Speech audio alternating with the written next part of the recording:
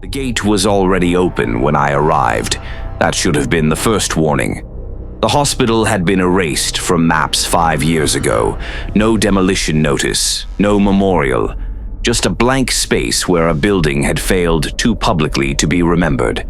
The asphalt outside was split and swollen, as if the ground had tried to reject it and failed. I stepped inside anyway. The air was wrong, stale, but not old. It carried the faint chemical sting of disinfectant layered over something sour and human, like breath trapped in a closed mouth. My footsteps didn't echo the way they should have. The sound died immediately, swallowed by the hall. The lights were gone, but the darkness wasn't complete. A dim gray glow clung to everything, as if the building remembered being lit and refused to forget.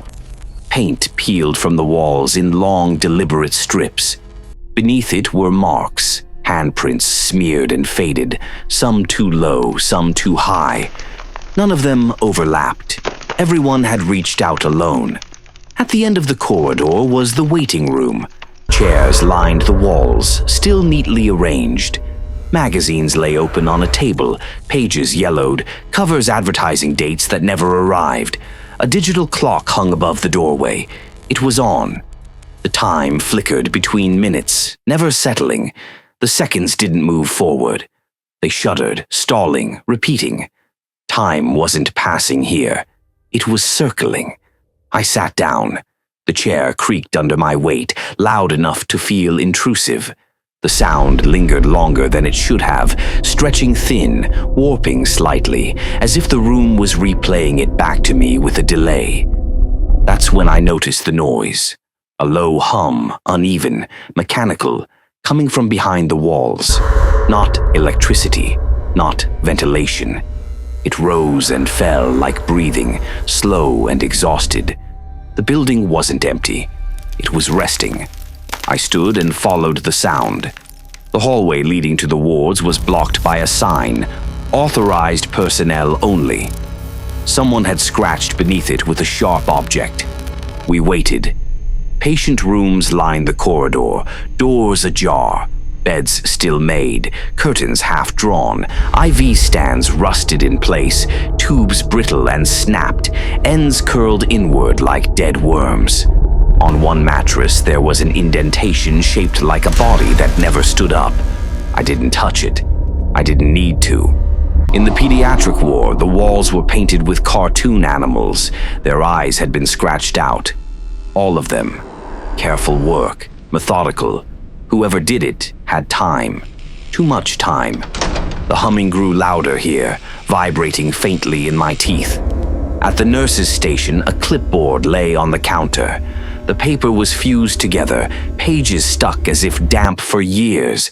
Only the top sheet was readable. Names, admit times, no discharge column. Every entry stopped mid-line. The clock from the waiting room clicked loudly behind me. I hadn't heard footsteps. I turned. Nothing was there. Just the corridor, unchanged. But the air had shifted, pressing closer, heavier. The hum synced with my breathing now.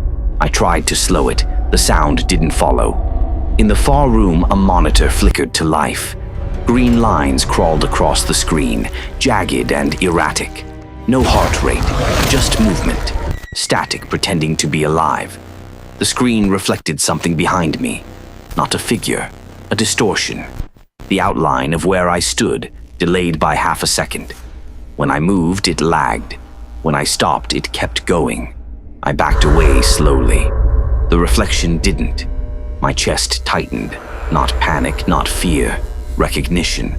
The same feeling you get when you realize you've stayed somewhere too long and the place has adjusted to you. The hum deepened. The lights dimmed further. The clock's clicking became irregular, skipping beats. As I reached the exit, I saw the gate again.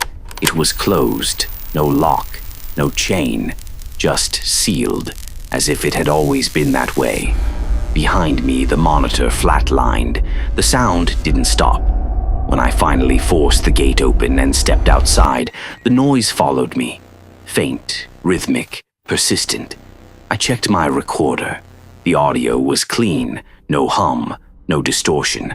Only one sound remained. Breathing, not mine. Still counting time I had left somewhere inside.